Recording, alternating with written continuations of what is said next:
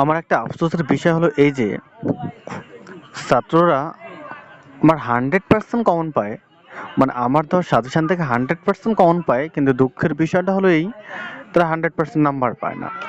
আমার এই পর্যন্ত ইতিহাসে মানে মাধ্যমিক ইতিহাসে হায়েস্ট 97। তো আমি খুব আশাবাদী, আমি খুব স্বপ্ন দেখি যে এবছর 2025-এ কেউ না কেউ কোনো না কোনো একজন 100-এ 100 স্কোর করবে। দেখো ইতিহাসেও 100-এ 100 পাওয়া যায়। আগে মানুষ ভাবতো অঙ্কে পাওয়া যায়, সায়েন্সে পাওয়া যায়, কিন্তু হ্যাঁ ইতিহাসেও পাওয়া যায়, ভূগোলে তো অফকোর্স পাওয়া যায়, ইতিহাসেও পাওয়া যায়। তো দেখো ইতিহাসের মতো সাবজেক্ট, বাংলার মতো সাবজেক্ট, এই যে এই বিষয়গুলোতেও যে এখন 100-100 পাওয়া যায়। তোমরা নিশ্চয়ই মিডিয়া ফলো করেছো, টিভিতে দেখছো, মোবাইলে দেখছো, খবরের কাগজে দেখছো। অসম্ভব বলে কেউ কিছু না, কেউ না কেউ তো পেয়েছে, যে পেয়েছে সে তোমারই মতো। তো কেউ না কেউ পেয়েছে মানে তুমিও পাবে, অসম্ভব বলে কিছু নেই। তো আমি বাছাইকৃত যে প্রশ্নগুলো দেই সেখান থেকে 100% কমন হয়। তো সেগুলোই যদি কেউ ঠিকঠাকভাবে লেখে অবশ্যই 100-100 পাবে, না পাওয়ার কিছু নেই। দুঃখের বিষয় প্র্যাকটিস ঠিকঠাক না হওয়ার কারণে কিছুটা ভুল ভ্রান্তি হয়, ফলস্বরূপ 2-4 নম্বর কমে যায়। তো দেখো প্র্যাকটিস ফুলফিলভাবে করো আর পুরো পারফেক্ট হও। প্রিপারেশন ঠিকঠাক যদি নাও, প্র্যাকটিস ঠিকঠাক করো, 100-এ 100 নামুমকিন নয়, তুমি অবশ্যই পারবে। আমি প্রত্যেক বছর যে সাজেশনগুলো তৈরি করি অবশ্যই 100-এ 100ই কমন হয়, কিন্তু দুঃখের বিষয় 100-এ 100 স্কোর হয় না, প্র্যাকটিসের অভাব থাকে। দেখো এবছর তোমরা যারা 2025-এ মাধ্যমিক দিচ্ছ, এবার যারা মাধ্যমিক ক্যান্ডিডেট আছো তাদের জন্য আমি প্রত্যেকটি বিষয়ের অধ্যায়ভিত্তিক সাজেশন অলরেডি তৈরি করেছি, তোমরা সেগুলো ফলো করবে।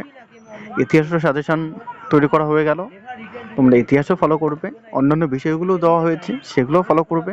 প্রত্যেকটা বিষয়ের আমি অধ্যায়ভিত্তিক খুব সুন্দর করে বাছাইকৃত সেরা প্রশ্নগুলো একটা করে সাজেশন করি। না দেখলেই মিস, অর্থাৎ যদি না দেখো অবশ্যই এটা মিস করবে, একটা আফসোসের কারণ হয়ে দাঁড়াবে। তো দেখো তোমাদের আজকে এই তৃতীয় অধ্যায় থেকে যে প্রশ্নগুলো ইম্পর্টেন্ট, এই তৃতীয় অধ্যায়টা ফলো করো। বাকি অন্যান্য অধ্যায়গুলো দেওয়া হয়েছে, তৃতীয় অধ্যায়টাও লক্ষ্য করো, এটাও ফলো করো। অন্যান্য অধ্যায়গুলো তোমরা পেয়ে যাবে, ভিডিও ফলো করবে, আমার চ্যানেল ফলো করবে। নতুন হয়ে থাকলে অবশ্যই সাবস্ক্রাইব করবে। ভালো যদি লাগে, উপকৃত যদি হও, মনে হচ্ছে না উপকৃত হয়েছি, অবশ্যই একটা লাইক করবে। দেখো এই তৃতীয় অধ্যায় থেকে যে প্রশ্নগুলো ইম্পর্টেন্ট সে প্রশ্নগুলো লক্ষ্য করো। 2 নম্বরের জন্য যে প্রশ্নগুলো ইম্পর্টেন্ট, দেখো ফরাসি আন্দোলনের লক্ষ্য কী ছিল? রানী শিরোমণি বিখ্যাত কেন?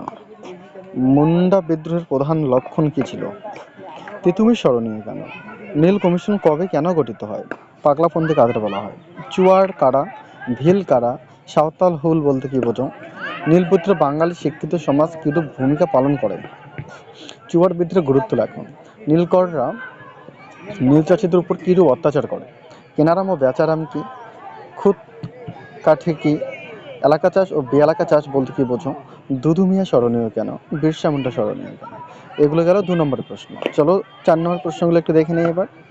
দেখো বারাসাত বিদ্রোহের ব্যর্থতার কারণগুলি উল্লেখ করো। সন্ন্যাসী ফকির বিদ্রোহের কারণগুলো লেখো। টিকা লেখো। নীল বিদ্রোহ 4 নম্বর যে প্রশ্নটি রাখা হয়েছে, দেখো নীল বিদ্রোহে সংবাদপত্রের কী ভূমিকা ছিল? 5 নম্বরে সাঁওতাল বিদ্রোহের কারণ। 6 মুন্ডা বিদ্রোহের কারণ।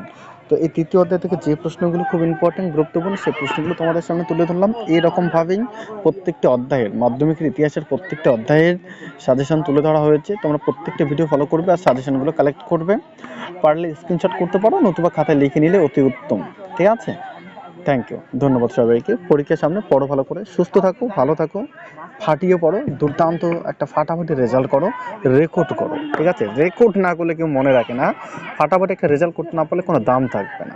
ঠিক আছে, ওকে, থ্যাংক ইউ।